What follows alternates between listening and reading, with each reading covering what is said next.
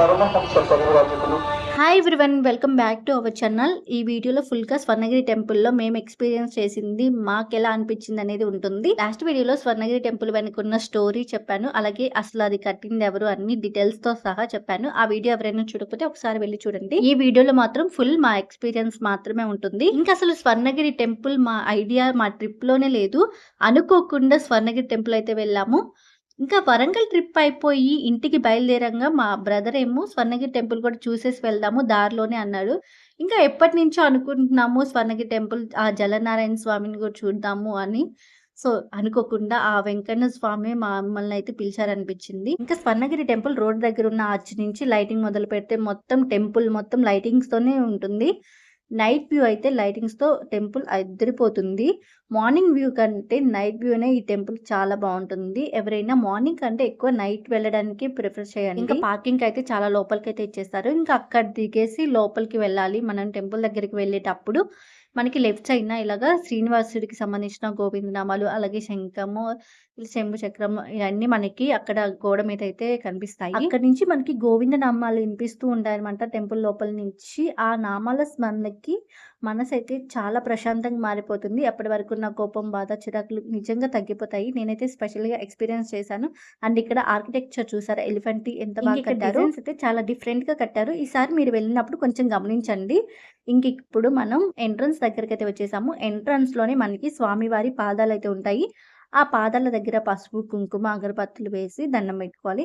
And మేము వెళ్ళినప్పుడు ఏంటంటే ఫుల్ క్రౌడ్ అనమాట. ఇంక ఇక్కడ రిక్కిని గమనించండి, ఎలా దండం పెట్టుకుంటున్నాడో చూడండి. అందరూ అలా పెట్టుకుంటున్నారు అనేసి వాడు కూడా అలాగే పెట్టుకుంటున్నాడు. విన్నారు కదా స్వామివారి నామాలు. ఆ నామాలు వింటే మనసు ఎందుకు ప్రశాంతంగా మారదు చెప్పండి. ఇంకా స్వామివారి పాదాల దగ్గర నుంచి పైకి వెళ్ళడానికి స్టెప్స్ అయితే ఉంటాయి.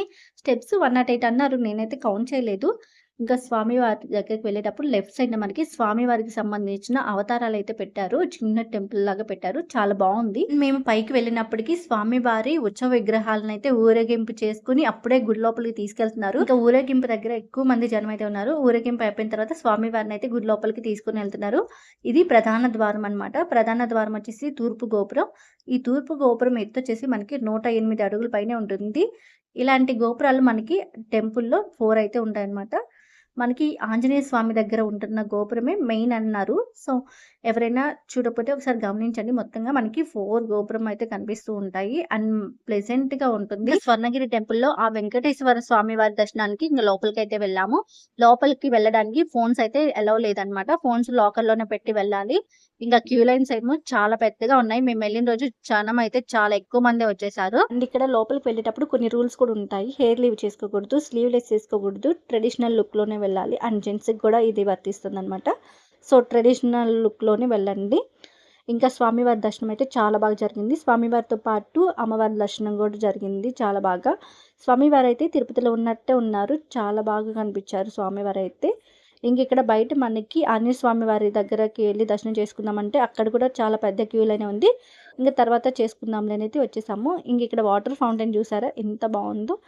అలాగే అక్కడ మనకి బయట గరుత్మంతుడు, అలాగే స్వామివారి అవతారాలైన లక్ష్మీ నరసింహ స్వామివారి విగ్రహం, అలాగే వామన అవతారం, ఇలా చాలా స్వామివారిలే కనిపిస్తూ ఉంటారు. స్వర్ణగిరి టెంపుల్లో మరో ఫేమస్ వచ్చేసి జలనారాయణ స్వామి.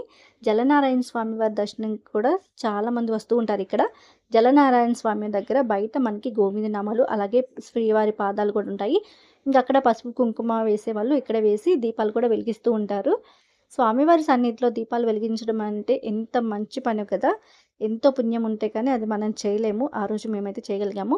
ఇంకా జలనారాయణ స్వామి వారి దగ్గరికి వెళ్ళేటప్పుడు మనకి స్వామివారికి లెఫ్ట్ సైడ్న ఇంకా స్వామివారి అవతారాలు అయితే ఉంటాయన్నమాట. ప్రతిదీ చాలా క్లియర్గా అయితే చెక్కారు. అసలు ఎంత బాగా కట్టారో. ఇంకా జలనారాయణ స్వామి వారి దగ్గరికి అయితే వచ్చేసాము.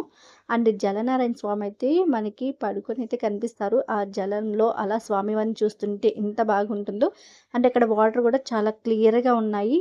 ఇంకా స్వామివారి దగ్గర వాటర్లో కొంతమంది అయితే కాయిన్స్ వేసి మొక్కులు మొక్కుకుంటున్నారు. సముద్రంలో ఆదిశేషుడి పైన దర్శనమిస్తున్న విష్ణుమూర్తిని చూస్తాం కదా, అలాగే సేమ్ ఇక్కడ స్వర్ణగిరి టెంపుల్లో కూడా జలనారాయణ స్వామి అలాగే దర్శనమిస్తారు. జలనారాయణ స్వామి దగ్గర చుట్టూ 4 వైపులా గోవిందనామాలు అయితే ఉంటాయి.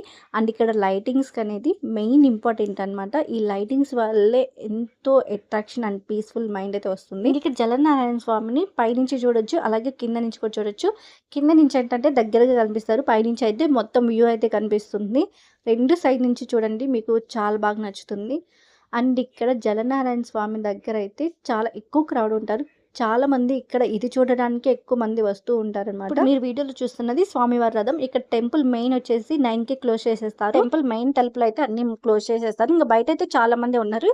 ఇంకా ఆంజనేయ స్వామి దర్శనం చేసుకొని ఇంకా బయటకైతే వచ్చేసాము. అక్కడ మెయిన్ పులిహోర ప్రసాదం అలాగే లడ్డు ప్రసాదం కూడా ఇస్తారనమాట. తిరుపతిలో ఉన్నట్టే టెంపుల్ అయితే కొంచెం ఉంటుంది. మొత్తం తిరుపతి అన్నం కానీ కొంచెం వరకు అయితే అలాగే ఉంటుంది. ఇంకా స్వామివారి దర్శనం అంతా అయిపోయిన తర్వాత బయటకు వచ్చేసాము. బయట మనకి ఇలా వెంకన్న స్వామివారి దర్శనం అయితే ఉంటుంది, చిన్న విగ్రహం లాగా. స్వర్ణగిరి టెంపుల్ అనేది లైటింగ్స్ వల్ల ఎక్కువ ఫేమస్ అయింది. లైటింగ్స్ లో ఈ టెంపుల్ వ్యూ అయితే చాలా బాగుంటుంది. వీడియో నచ్చితే లైక్ చేయండి, షేర్ చేయండి, గోవిందా గోవిందా అని కామెంట్ చేయండి. తప్పకుండా ఛానల్ ని సబ్స్క్రైబ్ చేసుకోండి.